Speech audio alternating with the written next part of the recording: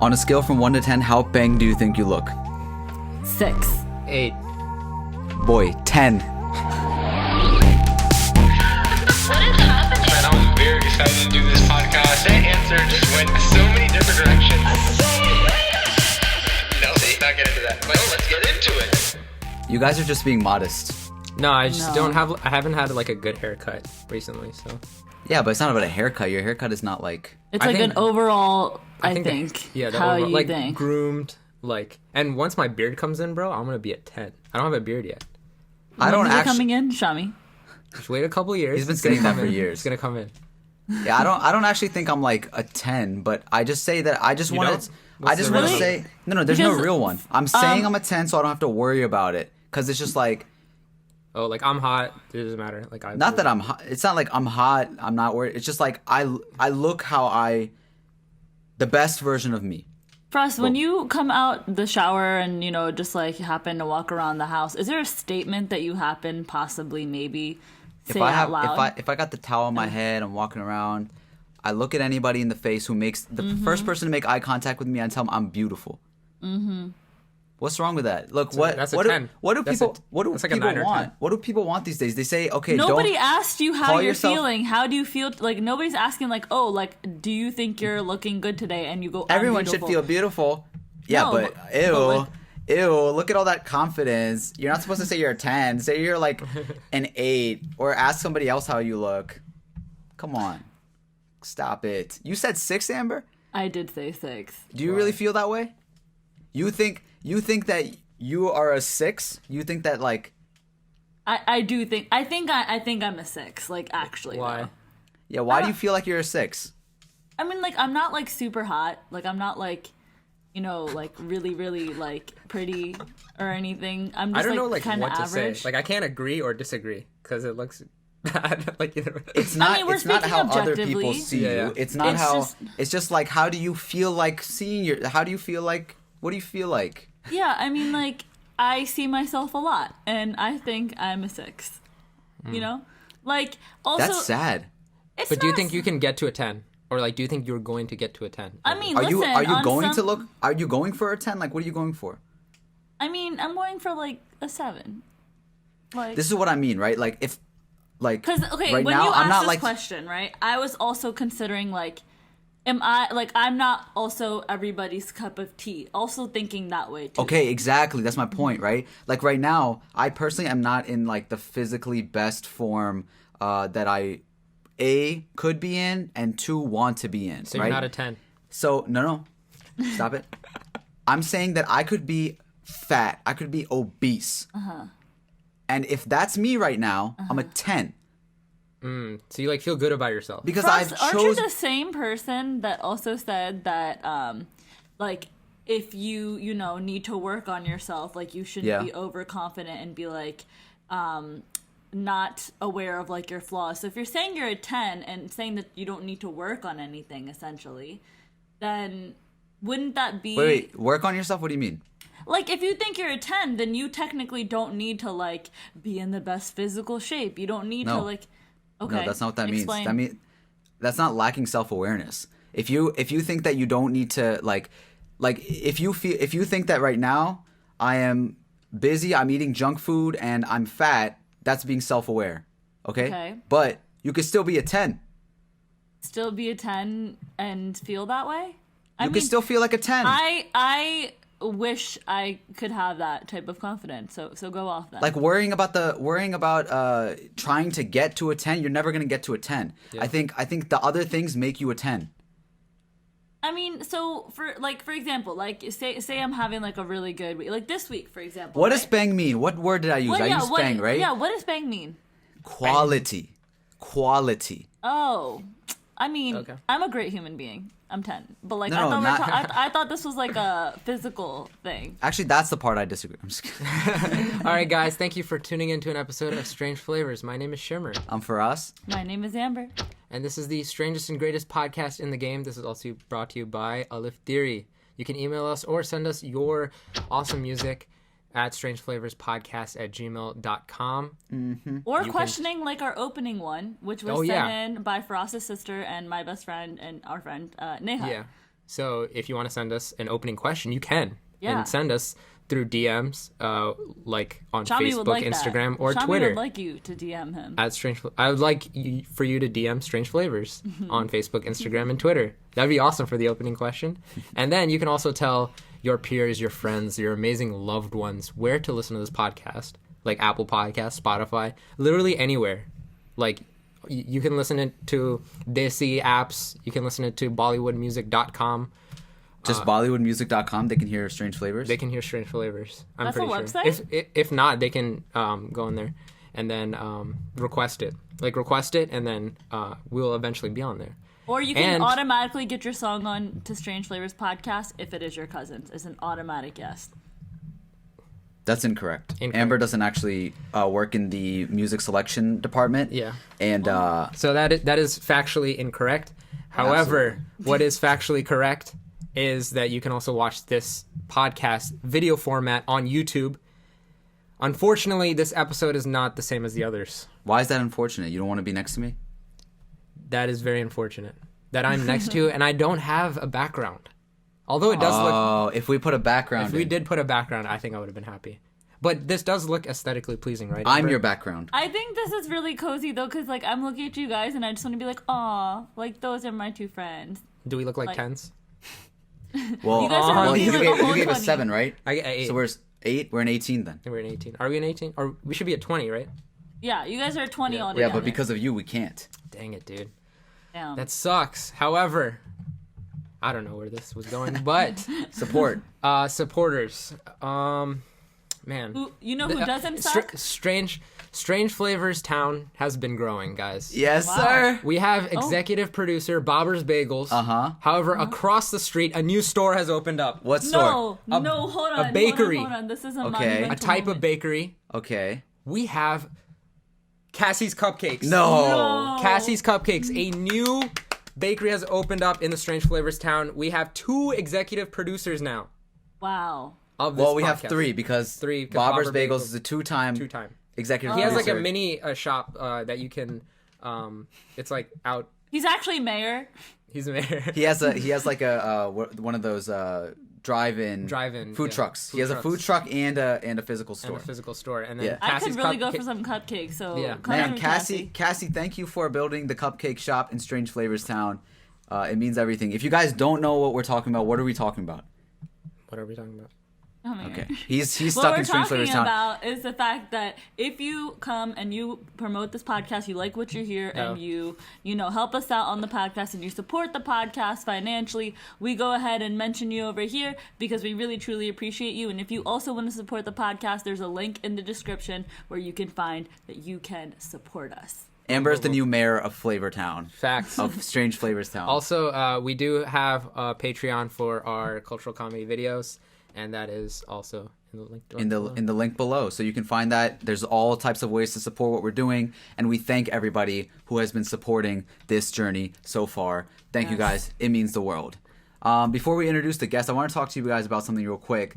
Have you guys been seeing these versus battles? Yes. On that's been popping off on Instagram. Versus?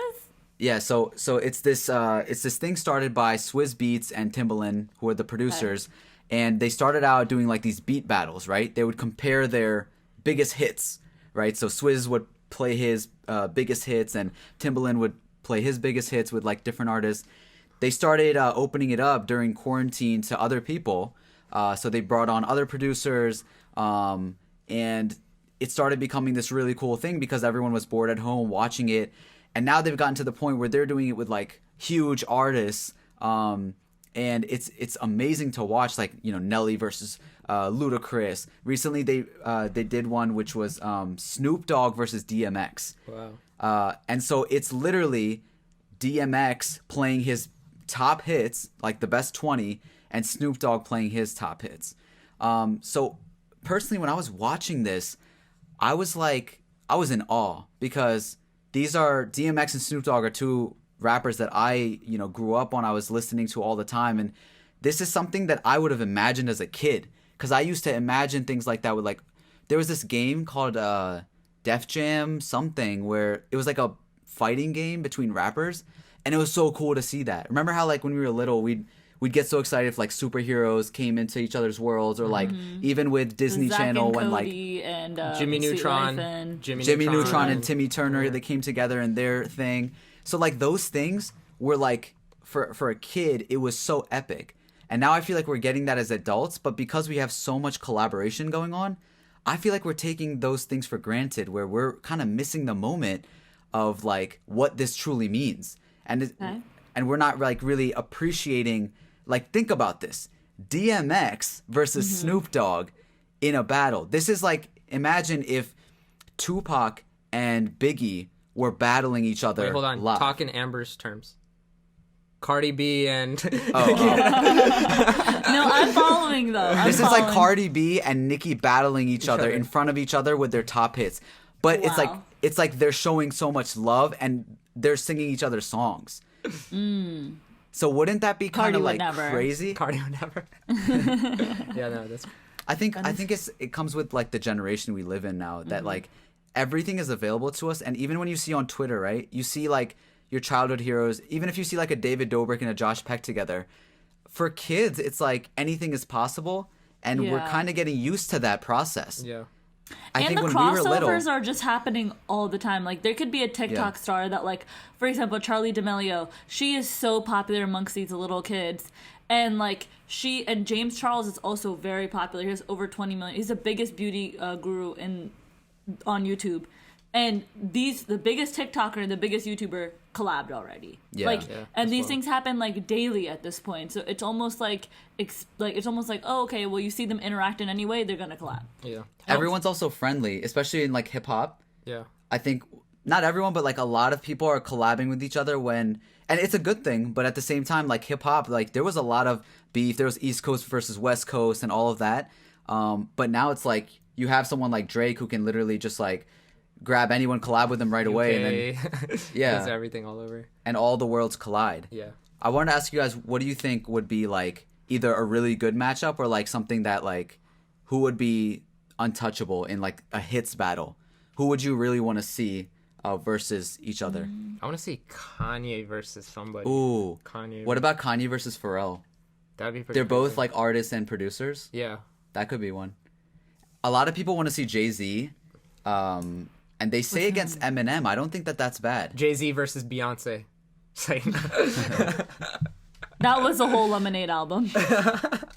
Is there anyone specifically you'd want to see? What if they did it with like bands? That would be kind of cool. If they brought verses to outside of hip hop, like Yeah. Green Day versus, I don't know. One Direction. Fall Out Boy. Okay, not One Direction. The Beatles You versus said One band. Okay. Also, I'm trying to think. there's one person on my mind that I think would be untouchable in a hits battle. Who do you guys think would be untouchable in it? Who has so many hits that it's Drake. Drake. Drake? People don't want to hear that, but when you talk about like, even if you put a top tier rapper, right? Jay-Z, for example, and people don't want to see Jay-Z versus Drake, but think about it. Drake has more hits than anybody. Yeah. Yeah. He would even and I'm a huge stan, right? An original stan, which means an Eminem Right. fan. He would beat Eminem. And Eminem has tons of hits, but Drake has too many. It's not about who has the bigger hits, right? It's also about longevity, too. I think. Sure. Like Yeah. Which was actually I don't know now. I have to. Yeah, I have well, to- once you I said feel like longevity, that made me a little. because I feel like if it's only 20, then it doesn't matter how many Drake has, because I feel like someone like Eminem has 20 hits. But I feel like a lot of the people that are watching are gonna be like younger too, and a lot of them might. No, dude. Actually, with versus, it's like for Well, because it's the who's doing producing it. Yeah. No, it's like who's performing in the versus battle. Yeah, but also it's like the audience of it is a lot like the hip hop community. All old heads and like legends in the game are all watching this. Yeah. So it kind of you have to show them respect. So it can't be like they won't even let someone like I don't know one of these new rappers come into that. Like they wouldn't like. I don't think that they would let like a J. Cole come in unless it was like against a Kendrick or something. But they would definitely not match up like Drake to someone who is like on the Mount Rushmore, for example. Yeah. But I don't know. It's just I fun want to fun to Bad think Baby and Lil Yachty. about. Okay, all right. and the topic has suddenly died. I wanted to talk about. I don't know why we didn't talk about this last time, but TikTok was like talked about being like banned in the U.S. Uh-huh. At the same time, it had a malfunction. Yeah, and I think like a lot of our friends in our friend group were like, "Oh my God, where are my views?" Like everyone's kind of freaking out. Mm-hmm. Are you guys like freaking out, or like, what are your thoughts on that? Like if we don't have a world without TikTok? Yeah. Truthfully, like TikTok for a person who is like a creator, as an individual, is not the best because you kind of have to cater to TikTok and do things differently. But as a viewer or as Consumer? when I'm not as a consumer, when I'm not in my creative artist mode or whatever, and I'm just watching it, TikTok is my favorite app because I can scroll endlessly and be entertained by people who like, you know, I don't even know. Whereas a place like YouTube or Instagram or whatever, I'm following specific people. Right. Yeah. So I don't know. I would be upset upset for both because I think it still adds to creativity. You have to think differently. I can't really bring myself to even think that I could be upset because I just don't think that's gonna happen. Like But if it were to. I'm so set on the fact that it's not gonna happen and that like it could be threatened to the end. Like I don't know. I just feel like in America, like We're already being spied on. No, but Yeah, it's like really bad apparently. Like I've what's heard. the issue? So Like, what's the worst that could happen of China spying on someone like us? okay, Yeah, so like, they what's literally the have problem? access to everything. Okay. And there's also I there's, already gave Facebook access like 10 years ago so to everything. So that's they've been American listening. government, whatever. But the Chinese government, right? There was someone got the new iOS update, and you know how there's like bugs. So apparently, when you copy something to your clipboard, you know, like when you're copying a text or whatever. So on the new iOS update, it pops down saying that, oh, you copied something. So someone was typing out a caption on TikTok, and it literally kept saying, this has been copied, this has been copied, this has been copied, but they're just texting. Like, they're typing, they're not copying. And so literally it's being sent to, like, a server so that they can, like, analyze your data. And who knows, let's say you're running for a politician or whatnot, or, you know, they can literally, like, send footage to whoever, and they have, you know, all your data, all your calls, all your texts, and literally blackmail you. Like, I mean, I guess if you're a super important person, be careful. But like, for me, I'm like, I just think I mean, that like let's say you have a vendetta against somebody and they have a hookup at TikTok. yeah, but that's and- what I'm saying is me Don't as an have that. individual. Yeah, me as an individual, like I don't have anything to lose. That's on myself. No, but like, you know, let's say you like download something illegally, and there you go. You can literally That's why like you buy all your stuff. ransom. Yep. But who knows? Things that are not Unless I want. Never mind. things that are that we don't seem as like legal or whatever can be. you could get in trouble. You can get and, in trouble. and you never know what it is that Yeah. someone could have. How I just can think at the same Chinese time. government get you in trouble? Well, they have like servers around here, right? And you know, let's say somebody wants money or whatever. I'm just like speculating. Like or whatever. yeah. But like these are the ransom. worst case scenarios that we have no control. Like American government can't get information from children. Like it is illegal. However, Chinese government they can. They can That's know true. things about your children. That's kind of creepy. Sure. I don't know. Like, yeah, it's wrong, right? Yeah. And I think that the American government also does like lots of things that we don't know about. And Yeah. at the end of the day, I just think that like there's a lot of things that aren't in our control, and that you know I'm glad that there's a lot of things being exposed between different governments and our supposed leaders.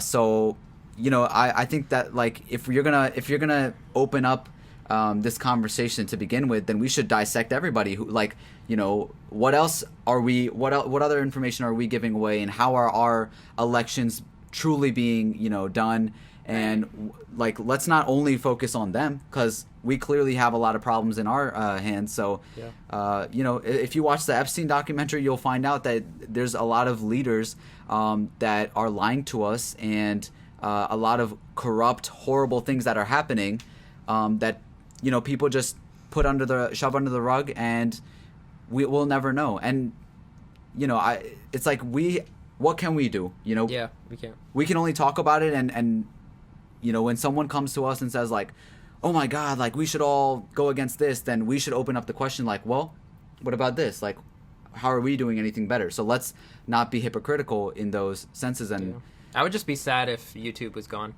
Like, really? that's Yeah. my ultimate Yeah, thing. I think YouTube's different though than like TikTok, because like YouTube has like this to use your word, like longevity that's happened from like because it's honestly integrated into my life to an extent, because it's been around since 2006, and I've been an active member on YouTube or a consumer of YouTube since I was like, I don't know how old, 10, 12. We grew up so on it's it.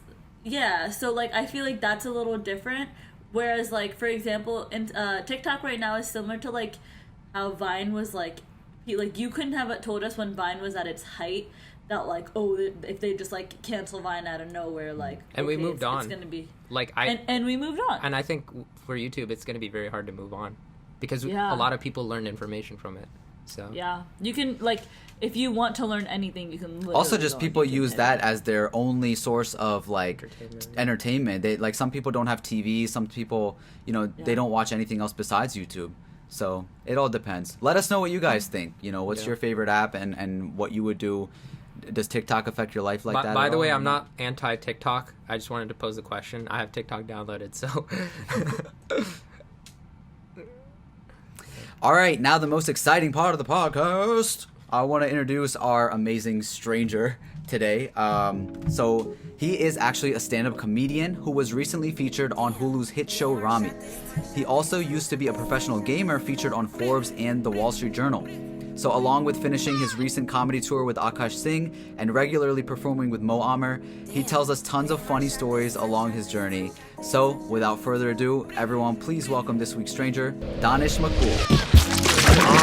No, I have good friends that don't say my name correctly. And I'm like, yo, we're like good Like friends. brown friends or like non-brown no, never brown friends. It's usually it's all comedians, bro. Right? Uh-huh. It's like they like Don. I heard a comedian last night. He said Danish, but then later on in the night he said Danish. So Okay. I think somebody else from the group corrected him, right? Which is wild. Yeah. What is it usually? Danish? Danish probably. Like. I think people are like aware. They look at the name and it's like there's no possible way that his name could be Danish. Danish, You know? yeah. I used to do a joke when I first started, and this is a true story. I had a teacher named Mrs. Danish, bro. Oh, Yeah, in third grade. And then one time, or it was first grade, she was my music teacher. And then one time in class, she was like, if we got married, your name would be Danish. What? I was like, yo, I'm 6, yo. What the fuck, yo? did you consider it? Yeah. Sometimes first Oh, grade. man. I know we My get first grade married teacher- early, but... My first grade teacher was hot. I can still remember. Yeah. Was she attractive? Usually elementary school teachers are like, but you don't No. think that way. No, Mrs. Danish was all the way at the end of her line. She was like Oh no. definitely 90. like she was going towards retirement at that point. Jeez. So the funny thing is, I think I saw you live while you were touring, and I think you did that little bit. So I remember yeah, that. Yeah. yeah.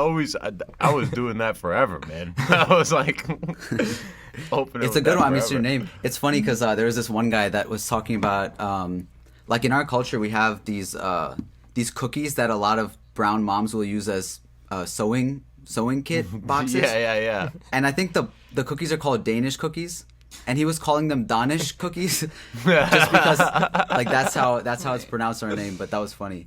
Yeah, that is funny. But yeah, man, thank you for coming on the podcast. This is really cool to have you here. Of course, man. It's my pleasure, to be honest. First of all, what's life been like for a comedian in quarantine? Have you been like trying to improvise, or are you like working at Staples or what?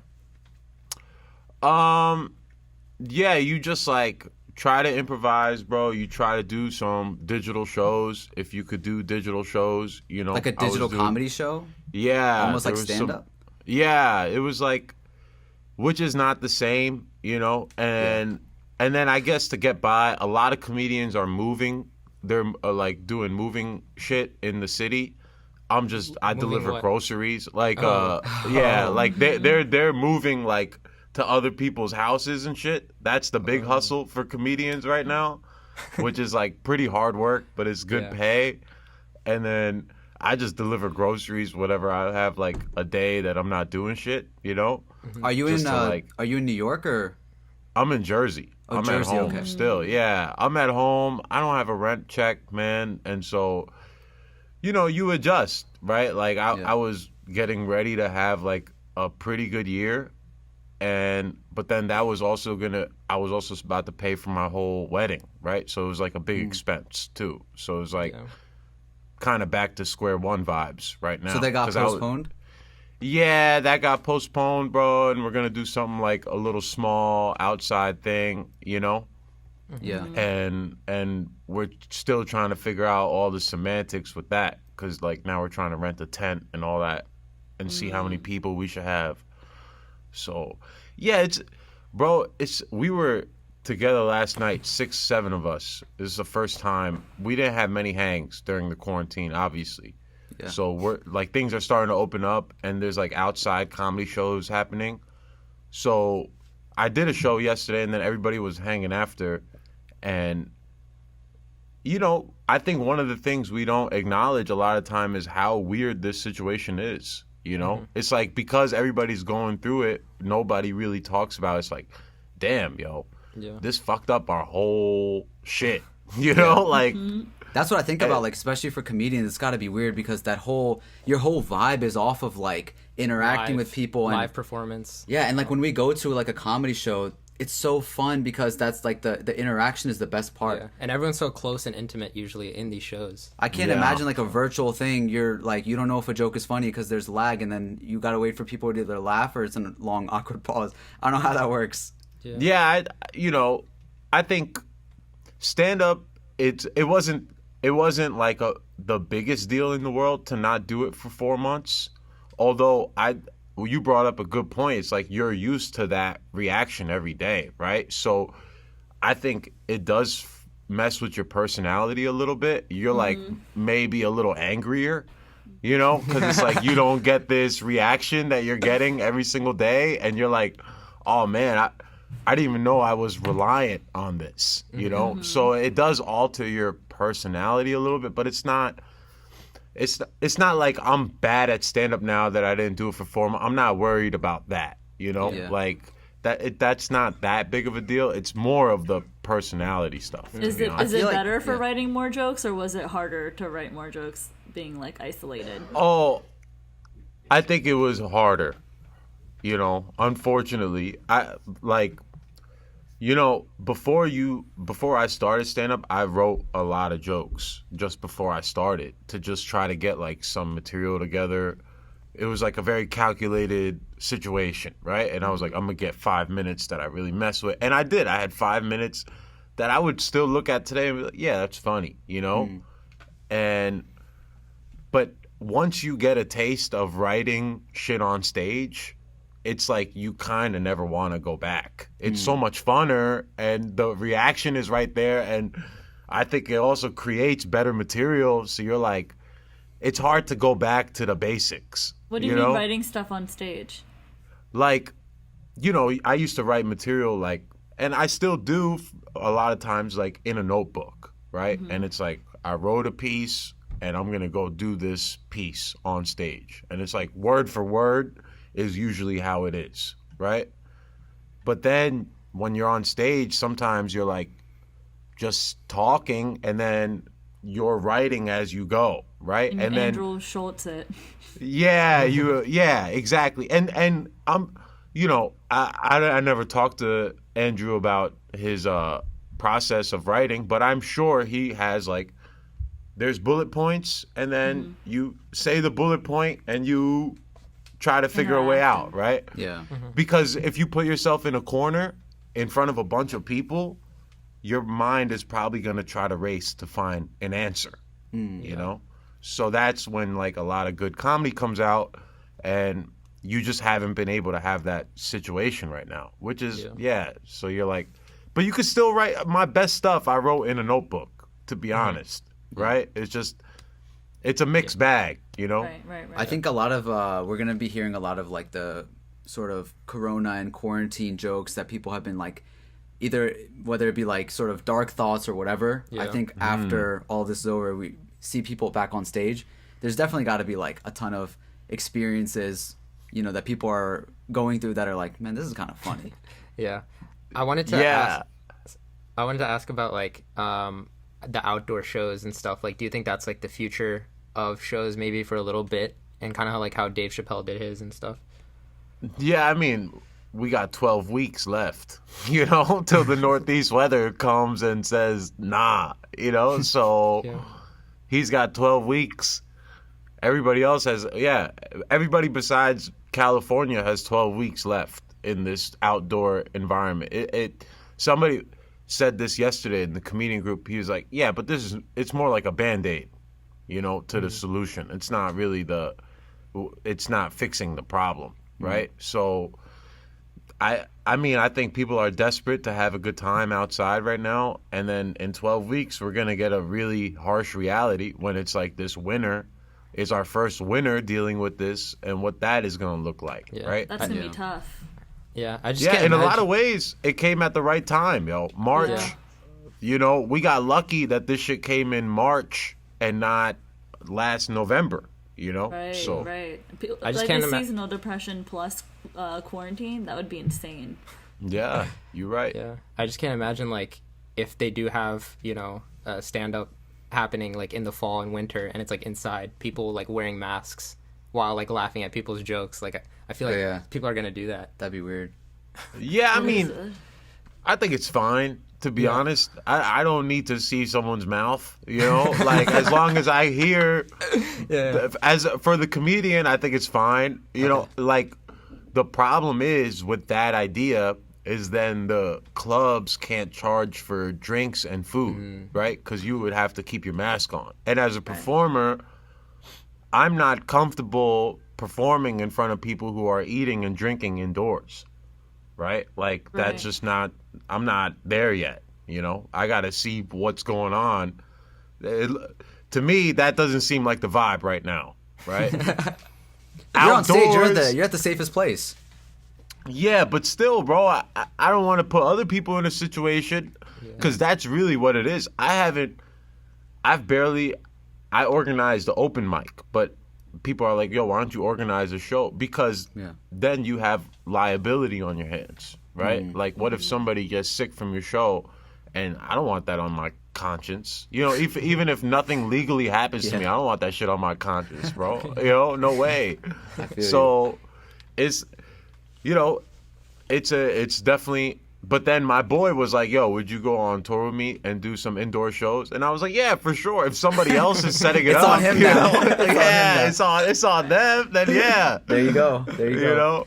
Yeah. So, man, I actually recently found out about you through SHAH-AMEER. He told me, you know, he went to that show. He was actually with my brother at the Ill Muslim show.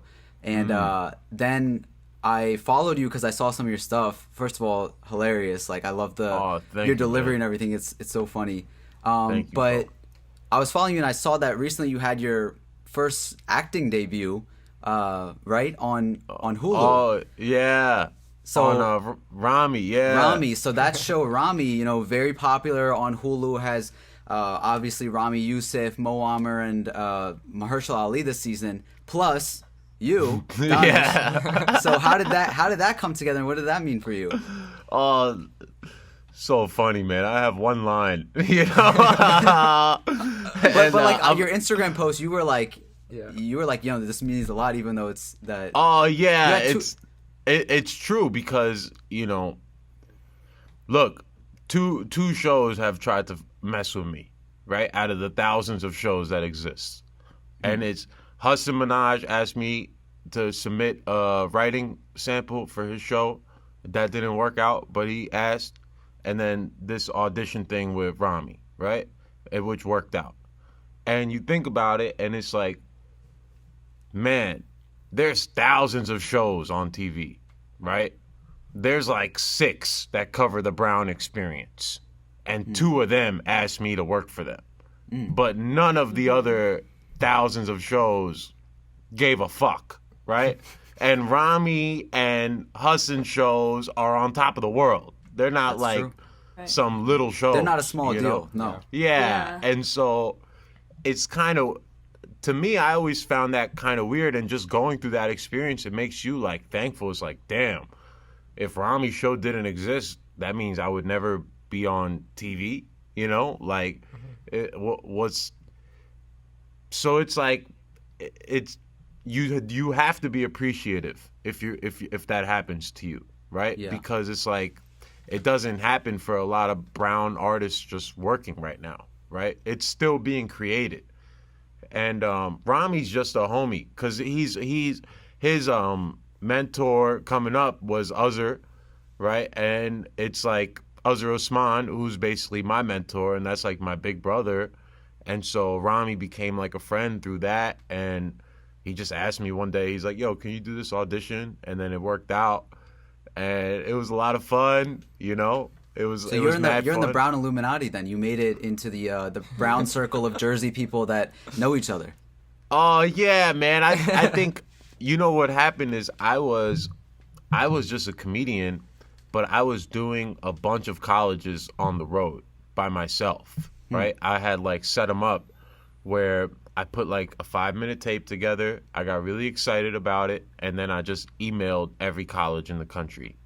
And then like 10 colleges were like, yeah, you could come through and we'll give you a little stipend, right?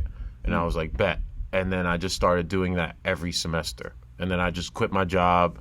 I took out my 401k, and then I just put it all into this, right? And then it was like a 3-year grind. And then by the time I met Uzzer, he had heard about me. He's like, yeah, I've seen you do a bunch of colleges and stuff. Where were I you go to at in your places." life when you started doing this? Were you in college or what? I finished college. I finished college. I was working at AT&T, and I was like trying to figure out how to do stand-up full time, right? So it was like going to open mics every night for years. Were you always like a funny person? Is that why you like wanted to pursue it, or? Yeah, for sure, bro. I was like class clown, you know, and like that whole situation. Yeah, I was always a clown. I always liked having a good time. Even in video games, I was like this video game player. Everybody knew me as the funny guy. Not that I was like good at the game. I was just a funny guy in Halo, right? So after a while, it was just like, bro, you're like, this is what you want to do.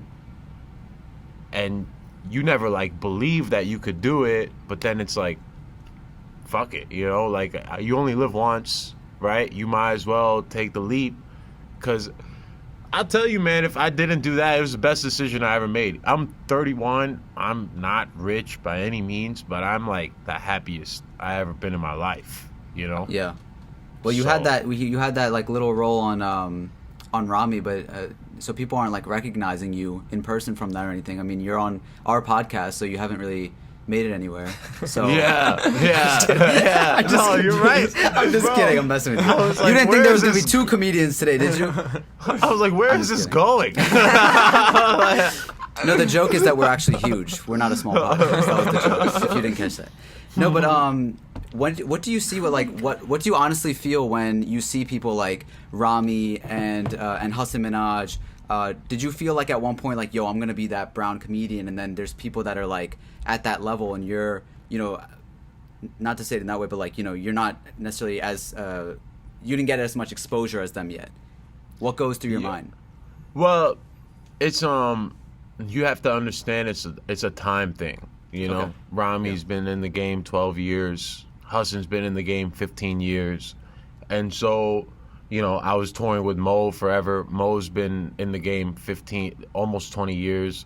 And so like that's where you need a mentor, right? Where your head gets big, you're like, yo, I'm smashing the road too. It's like I'm doing my thing too. Like, what's up, man? Where's my turn?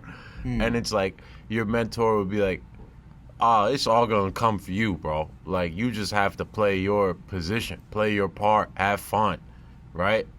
And then you stop worrying about that stuff, because then you're like, things are happening for you and you got to handle your business, you know? And then on top of that, bro, if you ever met Ramy, you would know why he's in the position he's in. You know what I'm saying? Like, he's like the dopest dude, man. It's like everything for him is so well deserved. So you could never like count other people's shit. You just got to focus on your own shit, man.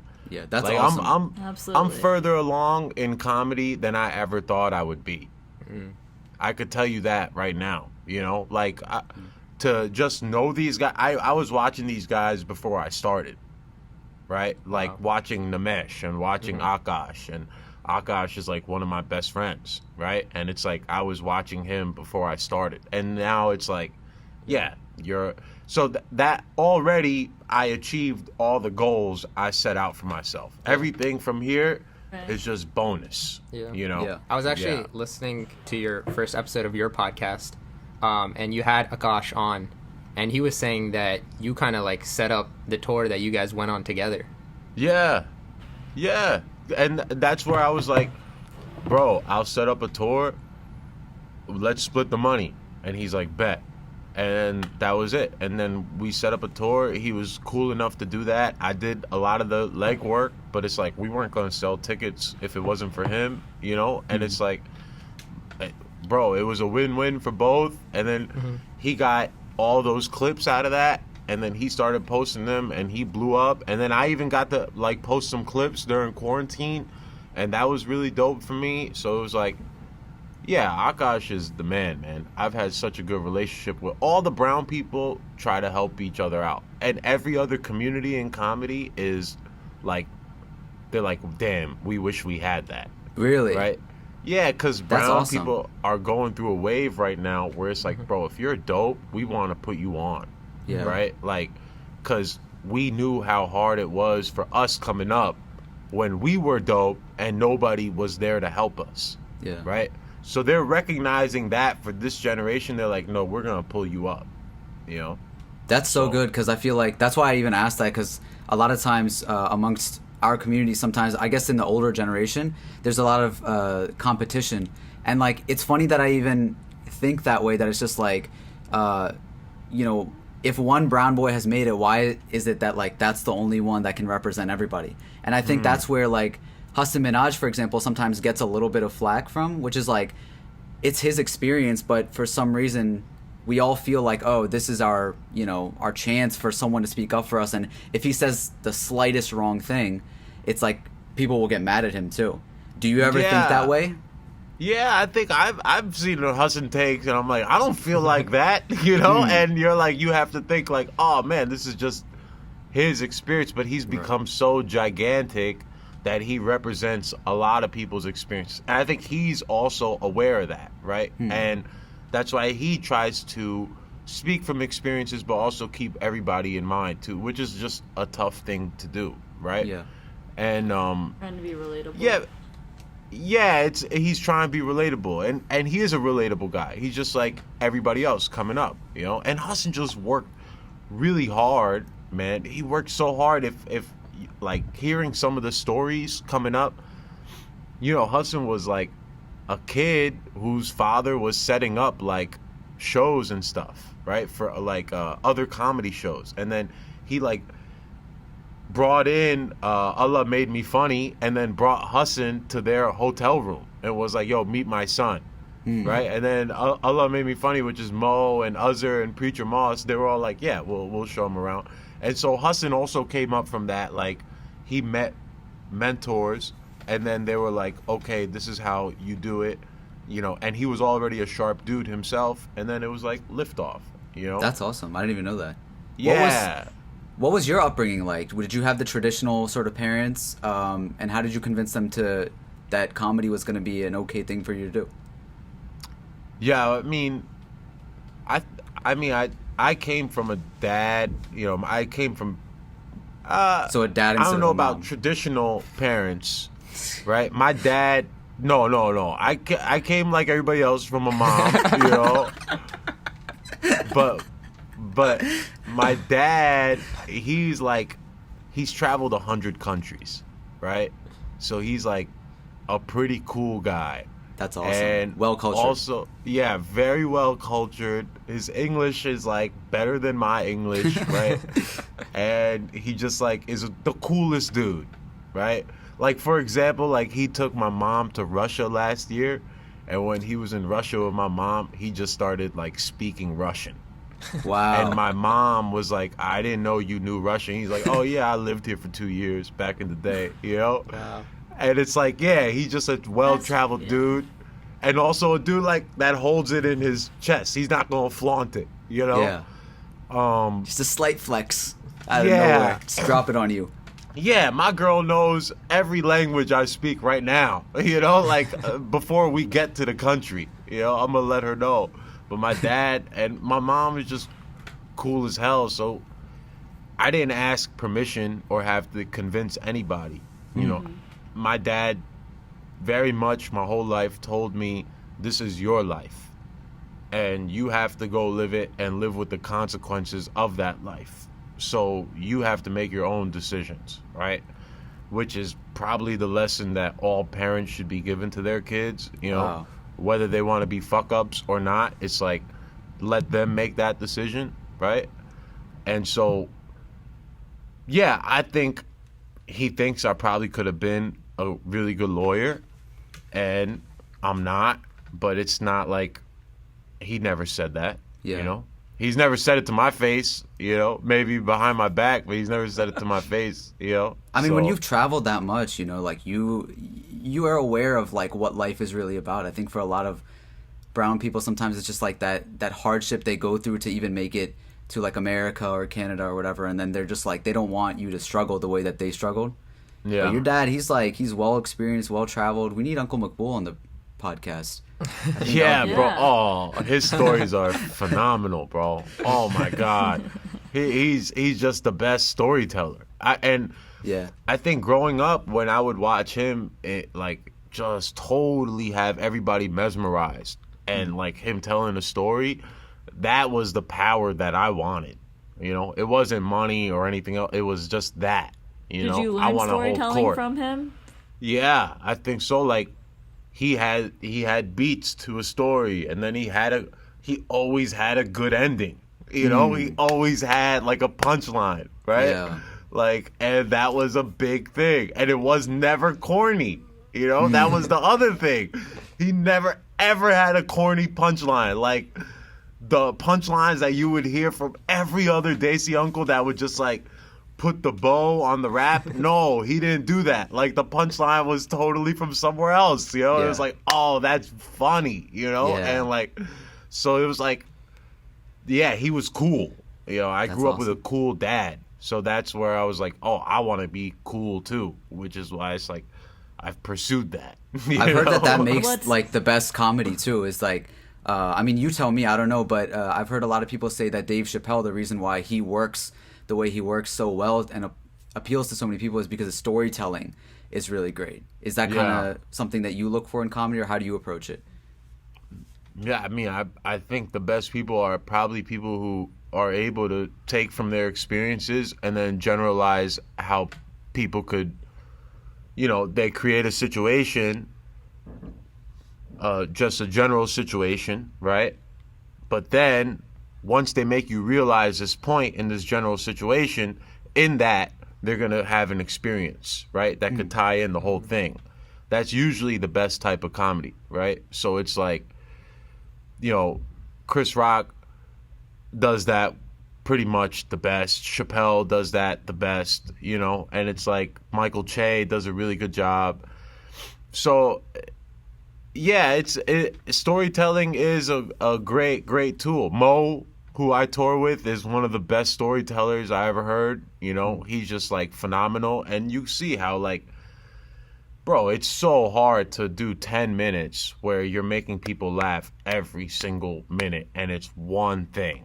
right? It's this one big experience that you're going through. It's such a massive skill, right? Yeah. And then you're thinking about the art. You're supposed to do an hour on stage, 10 minutes. That's like 1/6 the chunk. So you know that this shit better be correct, right? Because it's representing 18% of your show or 17% of your show, whatever that is, right? So it's like, it's a big tool if used correctly, and then it could also be misused and make your show crap, you know? So it's like, yeah, that's why it's such a big thing. You talked about like the experiences that you go through in your comedy and stuff. So you have like your tour that you did with Akaash is big Desi Energy. So how big is the cultural experience for you, and how much do you put in your comedy? You know, I always say that I'm a kid from New Jersey who just happens to be Muslim and Pakistani, and that's what I would like my personality to represent. It's nothing that I ever put away, right? But it's not something that is like, that's the only thing I am, right? So it's like, you're always going to know that I'm Pakistani. You're always going to know that, even if I don't reference it. You know, I'm pretty sure if you go to my Instagram, it has the flag there or whatever, right? So it's always on my chest, but at the same time, there's more to me than just the country that I come from, right? And I think a lot of times that's been the issue with a lot of our representation. Is just like, no, I come from this country. I come from, okay, but let me know more about your thoughts, your ideas, and what are you thinking, right? So I would like that to be what controls my narrative, my thoughts, rather than where I'm from. But I never want to put away where I'm from. You know, like, you should know where I'm from at all times. How do non-brown people usually receive that? Is it like, especially a name like Big Desi Energy, do you ever fear like, are they going to know what that is, or are we going to have like an all-brown audience? Yeah, I mean, Akaash came up with the name, to be honest. He just put it on him. He's like, yeah, that was not my idea. Yeah, Akaash came up with the name, and, you know, he was also the bigger act, so I was like, all right, bro, whatever you want, you know, like, I'm cool. But it's, yeah, I mean, with the non-brown people, like, are they people cool with it? people gotta learn, right? It's why I didn't change my name on stage to Don. You know, like, I could have easily changed my shit to Don that would've Mac. been fire. Don Yeah, Mac. like, yeah, I could have been Mac. Don That Mac, would've bro. I would have thought this Yeah. mafia dude is like about to do a stand-up set if it was Yeah, Don straight Mac. up. Bro, and I'm like, no, the reason you got in comedy is so people will, and the reason you're just doing anything publicly is so people learn how to say the word Danish, right? And so it's like normal, you know? That's a goal, so that other kids, when they're coming up and they have a weird name, that's a weird brown name, they don't feel weird about it. Because I know, you know, like, that happens, and bro, I worked at this gaming company, and we worked with like people from Yale and like Harvard and all these uppity people. And this lady from Yale, every morning she'd be like, "Good morning, D-Mac," and I'd be like, she just didn't want to learn my name. Did you know tell what I'm her that saying? that was like your Instagram handle, or she just called you that? Well, that was like my Halo name before Instagram even existed, right? So she knew me from like the community like that, but it's like everybody else had a regular name. You know what I'm saying? She didn't say a gamer tag for anyone else's name. You know? Like, but for me, it was D-Mac like, is kind of cool though. Like, Yeah. It was cool. that's a It's good pretty name. fire. yeah, it was cool for sure. It is cool, and Yeah. but it's also not my name. You know, Yeah. it's like it would make me feel kind of disrespectful to my parents. You know, Yeah. like, I wear Maqbool on my chest pretty proudly. That's my dad's first name. It's my last, you know, and also Danish. You know, both those things. And if you know D-Mac, obviously it's just the first initial and the last three from the last name. You know. Yeah. Yeah. So it's like, We gotta break down the video game thing because you Yeah. keep mentioning that. I'm so excited to hear about this. Apparently, you were a professional gamer. oh yeah, bro. When I used to did that play happen? Halo, like when I Halo was 3 a kid. or what? And no, Which Halo? Halo 1, bro. Halo 1, okay. No, thank you for trying to age me. Dude, Halo 3 is the best. Yeah, Halo 3 is yeah. the best. Yeah, Halo 3 is dope. But I played Halo 1 when I was a kid, when I was like 13, 14, and I got like really good at it. And I was like making a few $100 a weekend, just like playing doing local tournaments. Yeah. And I was like getting like pretty nasty, you know, like top 10 in New Jersey and shit like that. And I would like run it, you know, and then all these kids from all over the country started coming over my house, and we would like land in this basement right here. And they used to call this place the Mecca of Halo. Straight up. Yeah. That's what they called this place. All throughout, all the Halo community knows this as the How did Mecca Uncle of Halo. Maqbool feel about this? Oh, Uncle Maqbool. Beta, you have was so Makkah cool. downstairs? Like, Bro, let me tell y'all. Oh, this is so funny. So we have like, you know, it would be kids from all over. And sometimes I wouldn't meet the kids till they came to my crib. It's like I'll be playing with you online for weeks, right? And then you come over. So I have this one LAN. We would call it a LAN, obviously. So it's like, yo, we're having a LAN this weekend. So 30 kids would come over. So it's like 20 people connected kids. to each other. Yeah, like, so on the everybody Xbox. would come down. We have like 8 TVs, 16 TVs, whatever it is, all those Xboxes, and we're all playing together in my basement. Everybody will sleep here. My mom will make pizza for everybody, the whole thing, right? The Mecca. So one night, we're having a LAN, right? And my mom, I'm upstairs. I'm like looking for a cable. Everybody's downstairs, right? I'm upstairs, and my mom's yelling. She goes, Danish, right? She's in the kitchen, like in the front door. And I'm like, whoa. I ran out. I'm like, Mom, what's going on?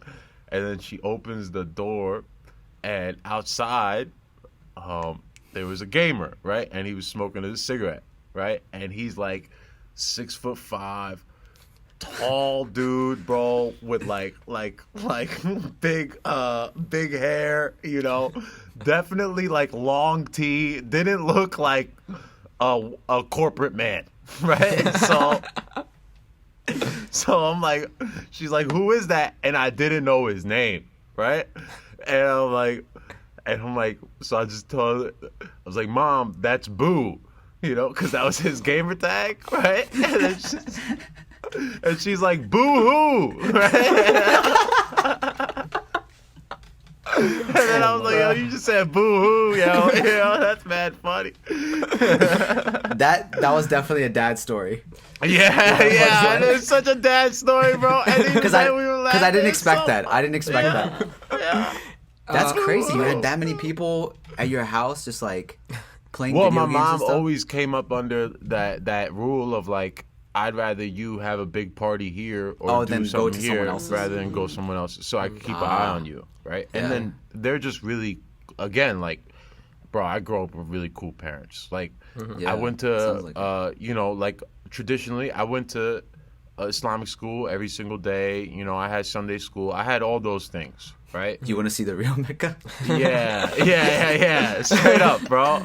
You know, I had to memorize Yasin and all that, you know? So I had to do all that, and I loved doing all that, but then there was like, also, you're on the football team, you're like totally this free kid. You know, we had a boxing club down here where in 8th grade, like 20 kids would Fight come Club? here. We would like box. The video game Mecca? Like, yeah. I need to see this basement. Bro, it was such a cool Running childhood. operations down there. Yeah, I had the best childhood, straight up. You know? Are you still involved with the video game community, or have you like completely left that? I mean, they're all like good friends, you know, like a lot of these people like blew up as streamers. Like Ninja is a big streamer, and that's like a good homie from back in the day. Oh, wow. And, Wow, you used to play like, Halo with him? yeah, I used to watch him at tournaments, bro. His Wow. parents would be like, yo, can you look after my son? You know? So, yeah. And I now he's looked like- after Ninja. Yeah. Wow. So, literally all those people in the Halo community, that's like, you come up, we did a thing. We created esports in America. You know, we were at Wow. the forefront of that. So it's like, nobody's going to crazy. take that away from us. And we're like OGs for life. Mad respect. Even from the young ones that come up, they look at us with mad respect. So That's awesome. I've been on the road like 10 times. People have walked up to me after a show and been like, I used to watch you play Halo. Wow, You that's know? awesome. Yeah. That's crazy. Yeah. Do you Yeah, think it's you crazy. like like learned a lot from that experience and used it like in your comedy, like road tours and stuff like that? Oh, for sure. Yeah. It's, life is a ladder, man. I figured that shit out pretty quickly. Life, just like, there was one year where I was one of the top 1,000 players in Halo in New Jersey, right? And then one year where I was one of the top 200 players, and it just kept climbing. And it was results based, but it was also time in, time out, And so I learned that shit really fast because I lived through it as a kid, right? And then I just like got bored with pursuing video games at that type of level. It's not like it has an end. For me, it did. And then to apply it to comedy, which I always thought was the coolest thing in the world, right? Like I got addicted to it at like 14, 15 years old. I was like, yeah, I could easily apply this game to that game, Do you still play video games? Yeah, like sports games and stuff. Yeah, like I play NBA 2K and I play every sports game there is, even like Formula One driving. I play it all. When's the first time that you got on stage? It had to be like 8 years ago, 6, 7 years ago, something like that. It was What brought you to do that? Oh, it was decided a year and a half before I even did it that this was going to be my like choice, right? And then so I would say 2-3 years before I even started stand-up, I started watching like all the right shit, like I watched Seinfeld like 10 times, and I watched Larry Sanders Show, I watched all these comedians. And then I think what happened is I saw a few young comedians.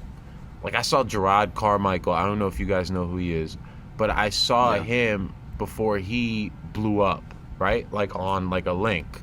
And I was like, oh, this guy's going to be like a big deal, right? And then he was.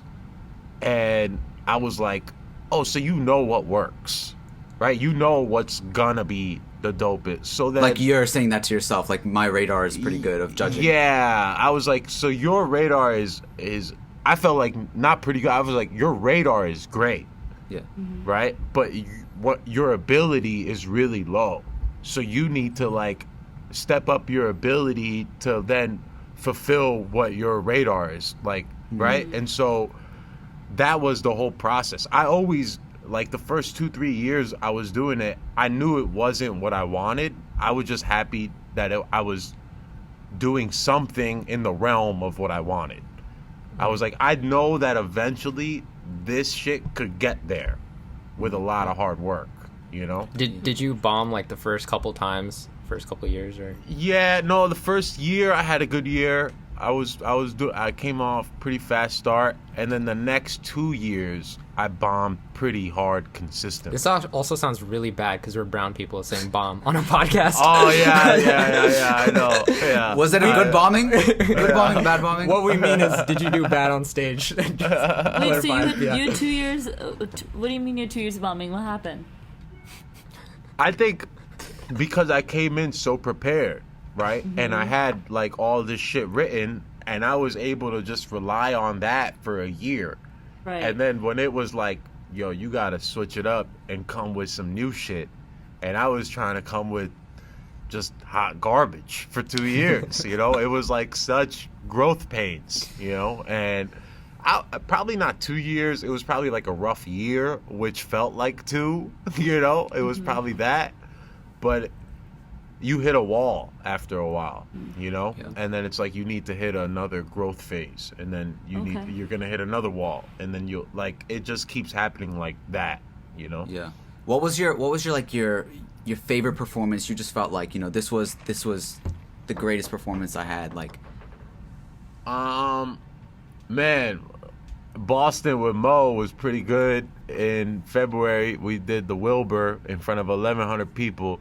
Wow. That was pretty fire, man. I was just in a good place, like, just doing the road a lot and working a lot. And I had, like, comedy really works in time. Like, it's like, yo, how much time you got? And it's like, oh, I have 25 minutes. I have 35 minutes. Because that's what everybody is different, right? Like Mo has 2 hours because he's been working so long, right? But me, I'm 7 years in. I probably have 25 minutes.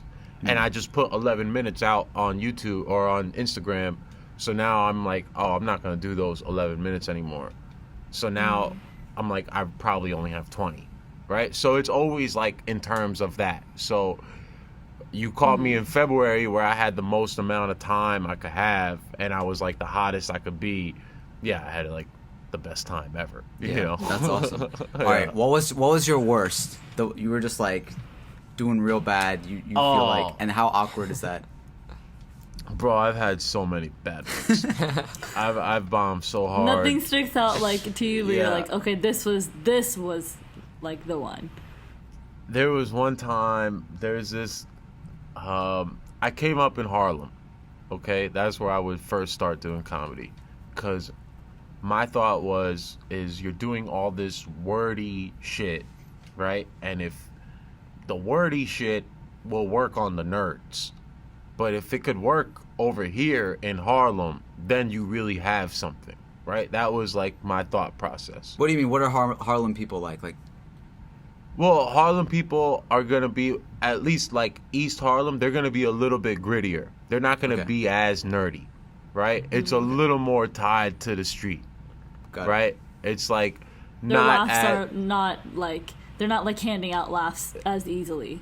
yeah, for sure they're not handing out laughs as easily. They're not going to get every reference either, right? Because that's not the world that they live in. You know, they live in a different kind of world, right, where they have different references. Right. So, you know, it was like, that was my thought process. And then I was in this one spot, man, and I was not doing well at all, bro. I was like, it was really, really bad, right? And I had like, it was Martin Luther King Day, and I had said something about MLK, you know, that was not funny. You know, I was just like, you know, he got black and white people to get along, but he still didn't get along with his sister, you know, and Okay. And they didn't find that funny? and I was just like, yo, siblings be like at odds sometimes, you know, and they were like, no. And Not then today, buddy. Not today. And then I got off Damn. stage, and then the security grabbed me, you know, and he was like not letting me go. Security. Was he had, worried like- for you, or No, I think they were gonna like. beat you out with the security? Yeah, I think they were gonna beat me up, right? So security grabbed me, and I'm like standing there. Security has like a hard grip on me. And I'm like, what the fuck? Yeah, Because what he the didn't fuck like is what you going said on? on stage? Yeah. So he didn't like what I said on stage. So then the host is like, yo, where are you from? Right? And I'm like, oh, I'm from Pakistan. You know? I knew he wasn't asking about New Jersey at that point. I was like, Yeah, right. You know exactly what he he's means. like, yeah, and he's like, oh, you a saying N-word, you good, right? And then the whole place was like chilling, you know, and then the security let me go. What? And then, That's so weird. Yeah. What's San Edward? No, N-word. You know how Oh, people yeah. call like brown people the sand N-word? Oh. yeah. I thought San Edward was a person. Oh no. And then Yeah. so then it was all good. But it was like a rough moment where it was like, Yeah. damn, I almost got like my ass beat, you know? Yeah. Do you worry about that? Like, especially in this climate, like, and I don't know, like, I hear different perspectives on this, but there's certain comedians that are like, yo, comedy is comedy, like, there's no canceling a comedian like that because jokes are, that's the point There's of like them no and stuff. PC jokes or like. How do you judge that? Like, are you scared about getting canceled at some? I mean, you kind of already did it one day, but like, what's your perspective on it? I mean, I would do any joke if I found the angle, you know? Okay. But I don't, I've never gotten into trouble with it because I feel that I cover my bases when I touch my angles, you know? So it's like, I think as long as you do that, if you're a good comedian about it, you shouldn't run into some issues. And if you do, then, you know, I ride for you.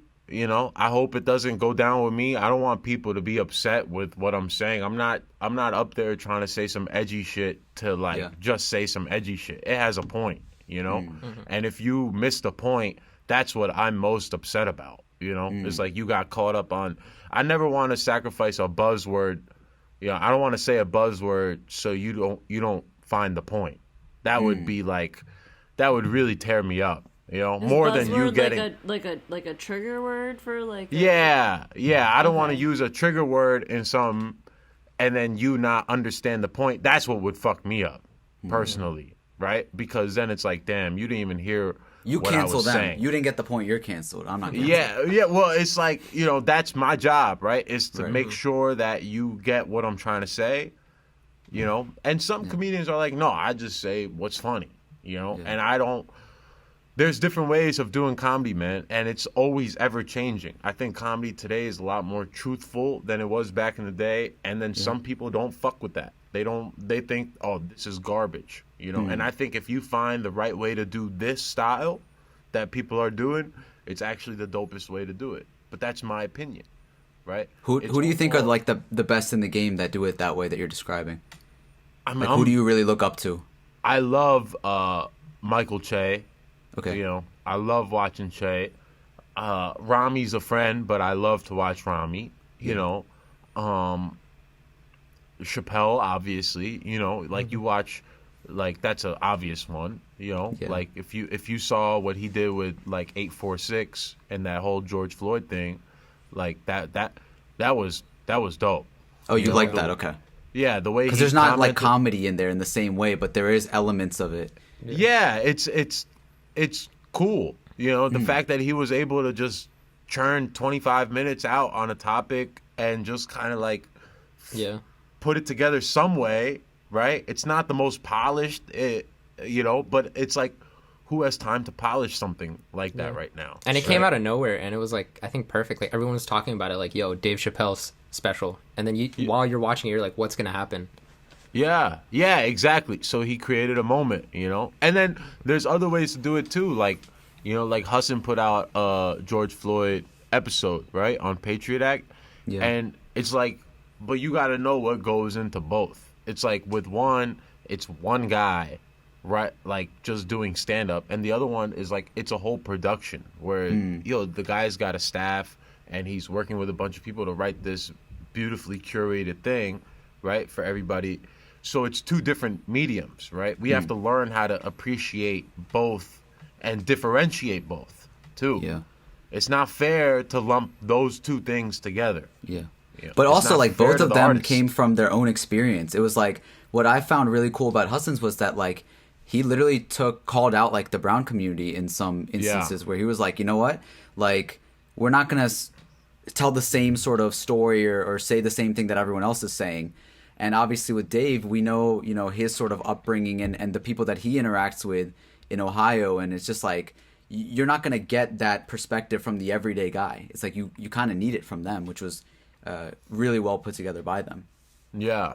And it makes sense, the mediums that they gave him it. Like you would expect Dave to give you some shit that's just done in Ohio, right? Like at an old wedding venue, and then you would also expect Hassan to like be in his house, but still have the best production of all time, right? You know, like the best PowerPoint of all time. Yeah, yeah. Yo, we were talking about like the bombings and stuff. So we actually found this review that someone left you on Instagram. Oh yeah. Oh yeah. We gotta talk about this, bro. Okay. Oh so my god. The bro, review. The review and says, you posted this. Yeah, I know, my booking agent's so mad that I posted this, bro. I'm so glad you posted it. It's hilarious. Okay, so the review says, we had Danish for a pre-wedding event, and I could not be more disappointed. He completely ruined the entire night. No. I could not be more disappointing. Don't misquote. Be more disappointed. Memorize this motherfucker, bro. Oh God. I fixed it, but she misspelled disappointed. So, and then she says, he completely ruined the entire night and left the audience feeling offended and confused. He clearly had no material and instead resorted to picking on the audience.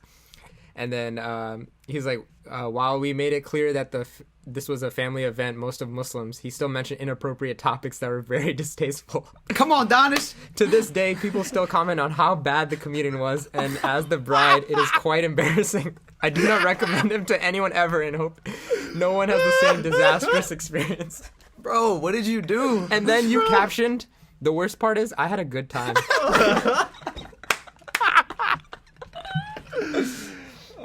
What happened, bro? I walked in, found out then that the wedding was separated.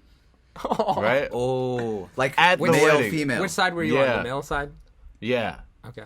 So then he's like, no, the female side just gonna hear you through a speaker. Right? So I'm like, oh, this is done. You know, this is already wrap. it's a wrap, right? Right. So I'm like thinking, what could I do? What could I do? I land on opening up with this story about how I met my fiance, right? She was like, she had another boyfriend at the time, and they didn't like that, right? So already, I'm 4 minutes into this, and it's not going well. So then, like the savvy comedian I am, I say, fuck material. I'm going to just make fun of everybody in the room. Oh my God. And they had a great time. Like, everybody was laughing, Oh, so yo. this person was like, She didn't order or Yeah, something. it was one of those situations where it was like, oh, she They was were on offended. the other side. She was was offended. offended. The organizers were offended. But it's like you put me in a tough situation where I had to dig out of, and I was not willing to go down bombing. So I'm gonna have fun, you know. How are you roasting these people? What were you saying about them? Were you like ragging their appearance or what? I was talking to the parents a little bit, and I was talking to the uncles, and like, yo, uncle, you got a unique style. Just like funny shit like that, Yeah, right? yeah. Like making fun of my uncle's style or whatever. Like, what did he do back in the day? Then I found out one kid was like a Hanes model. And then I brought him to the most traditional uncle, and I was just like, yo, uncle, what do you think about him being a Hanes model? Right? And then there was Oh like, my it was God. mad funny, bro. I was like, this is so funny. that's perfect. Yeah. Yeah. It was like, it was decent crowd work, okay? I've had better, but it was going fine. Where is it? I'm Is this just- on Facebook? Like, did they Yeah, leave this they left review on me a Facebook? review. Yeah, so then they left me a review on Facebook. And I'm like, well, I don't know how to delete this, so I gotta just post it. You know? Own it. Yeah. Did you Is the ever rating say- fixed? Huh? Is the rating fixed? Like, or do we need to like all go in and give you a good rating? Oh, I think it's fine, man. Who cares? You know? Yeah. Who cares? Oh, wait, I'm just confused. Like, didn't this person know when hiring you, like, what your style of comedy is? That's the other thing. Is like sometimes I get bookings through like I don't have like a manager or anything, but I just have a booking agent like to just help me with gigs, right? And sometimes I'll get gigs through him. But this one came through my website, right? And I just facilitated it to my booking dude. So it's like I was like, oh, they're like a fan. You know, like, oh, cool. You know, Yeah. like they're one of the 10 fans I got. So cool. They're gonna be cool with whatever I'm down to do. And then that was not the case. Did you ever You know? speak to this person? Like, did you ever like send him a message apologizing or anything? Yo, or what happened? You know, I tried to apologize. I even was gonna be like, yo, I will do a free show for y'all. Because then my pride was hurt, right? And then my booking agent was like, no, I don't think that's what they want at all. You know? I'm like, all right, well, you know, I don't so have funny. anything else to offer. Yeah, Right? that's all you can do. Yeah, that's all I could do. Show I them the wasn't going to Mecca give the of money Halo. back. Huh? What's, You can show them the Mecca of Halo. Yeah. You want to see my basement? Absolutely not. I wasn't going to give the money back. That wasn't going to happen. facts? Yo. Yeah. I'm glad you did what you did. I feel like you probably picked up a few fans from there. So Yeah, it could like, be- it could be all yo, good. it's always flip it. You know? Yeah. That's what I learned, bro. Is somebody tries to put you in the corner, just put them in the corner. Like, whatever.